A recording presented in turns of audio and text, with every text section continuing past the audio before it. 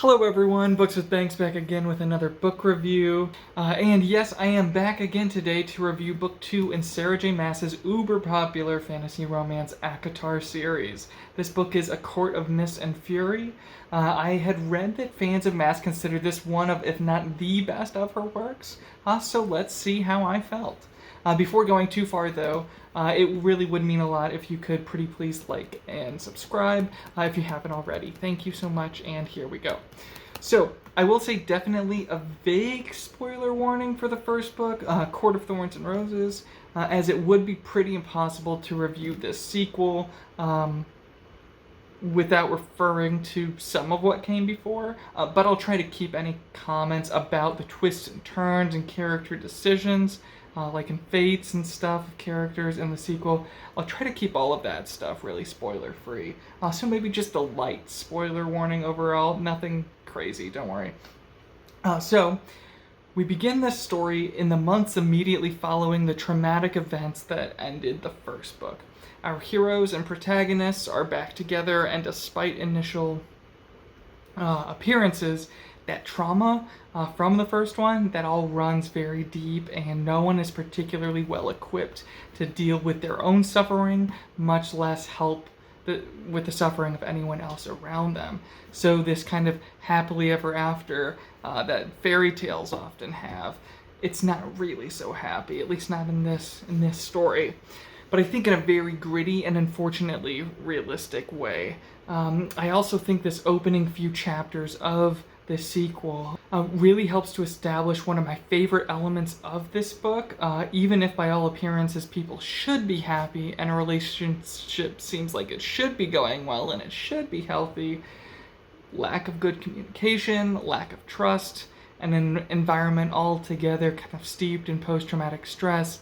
These can all be very kind of like silently deadly to the health of any relationship. No matter how healthy it appears from the outside, things might be terrible and falling apart inside. Everyone's kind of, their own personal experience. And especially where people have been victims in the past, the overprotection and kind of stripping away of any victim's choices in the present, how they wish to recover, as well-intentioned as the taking away of those choices might be, this can all lead to this sort of repeat victimization feeling that only makes this unhealthy, kind of horrible relationship dynamic feel even worse and more tense. And I applaud Maas for how clearly and I think carefully she explores such a complicated and like wonderful adult theme that really I haven't really read much that explores this sort of thing, this sort of really kind of darker side of that happily ever after, that relationship that should be good, but why isn't it? And it's not necessarily anyone's fault. It's just people just don't know how to treat each other and how to help each other get through these traumatic situations. People aren't always equipped in the best way to help others cope. Yeah.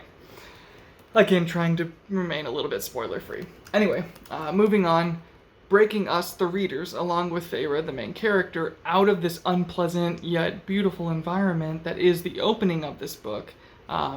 She's broken out by a deal she struck with a new character at the end of book 1, a deal that basically gives Maas an excuse to show off the rest of her rich and politically complicated world of Prythian. It would seem that war is coming from across the sea, and only with Feyre's new abilities and her new friendships do any of the courts of Prythian stand a chance against this evil that threatens to invade. The problem, though, is in how the courts and high lords of Prythian cannot really seem to get along and cannot trust each other long enough to formulate any kind of plan, any plan to pool their resources, to hand over all the different kind of magical bits and pieces that are needed to help possibly nullify aspects of the impending enemy's main power source. So Feyre and her new Night Court captors, allies, maybe even friends, they all must achieve their goals through deception and theft and so on. So it's a bit of like a Batman Dark Knight kind of feel, where it might sound like a weird comparison, but hear me out. It's a situation where the Night Court leaders are all happy to make themselves look like the villains and to play the role of the bad guy, if by doing so they manage to save everyone's lives in Prithian. So their personal reputations be damned.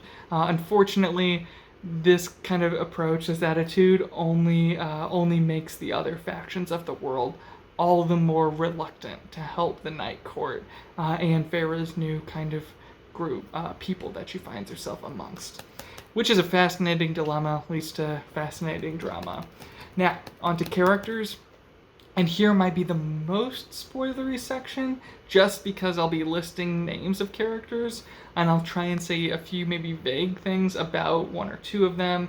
But if you don't even want to know what new characters get introduced here, that's totally understandable. And I thank you for watching up to this point. If you do read the book soon, I hope you enjoy it as much as I have, but here we go. Our existing characters are all struggling with surviving the traumas from the end of the last book, and that's honestly, I think, very well realized and described what sort of thought processes and post-traumatic responses victims of these things can go through. Feyre, our protagonist, she continues to develop into a more and more interesting character, especially as she meets more of the characters in the Night Court. People like Rhysand, Mor, Cassian, Azriel, Amren, and so on. I think Maas cleverly uses all of these individuals to help Feyre reflect on various and often conflicting aspects of herself, her own personality. We also get introductions to characters in courts like the Summer Court, which that whole thing is a bit of a quest storyline stuck in the middle of this book. But I think it works really well, and even though these characters might be, the Summer Court characters might be, in a way, standing in the way of what our protagonists want, none of them are presented as particularly villainous.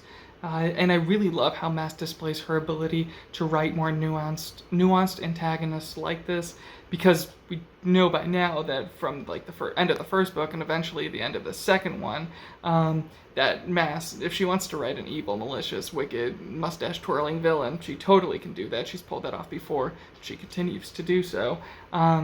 She has no problem with that type of characterization. But sometimes I think it's nice to see a more nuanced conflicts between characters, and I really like some of this court drama politics stuff that she gives us here. There's also some great but infrequent content with Feyre's family, her sisters. So far, so good. No qualms on the character front. Now, on a plot and story level, this is where this book might be a little hit or miss for me.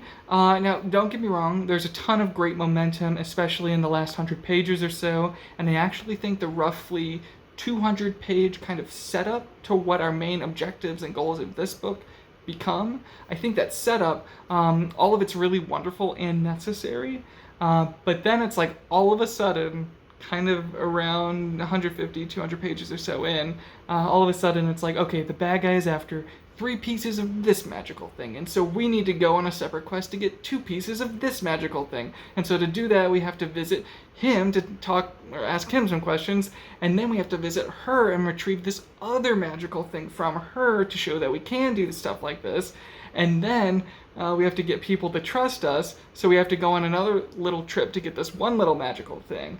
It gets a little bit exhausting, but I will say that some of those little like missions or quests are more entertaining than others. As I mentioned above, there's a trip to the Summer Court, and that might be my favorite kind of story beat, shorter storyline stuck into the middle of this whole series. That might be my favorite stuff so far.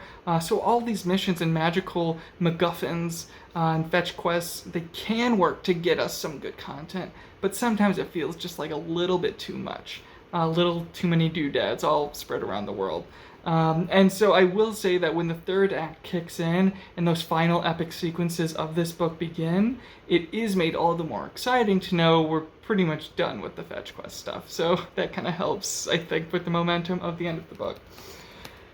All in all, I still think I enjoyed it more than the first book, but remember, I did quite enjoy that first one, so the difference here isn't as crazy as some fans might expect me to say. I especially love the situation and sort of the sneaky mission setup we're left on at the end of this book, this kind of cliffhanger, very dramatic, very high stakes, very exciting. I look forward to what happens in the rest of the series. And thank you so much for watching. Have a great day. Bye.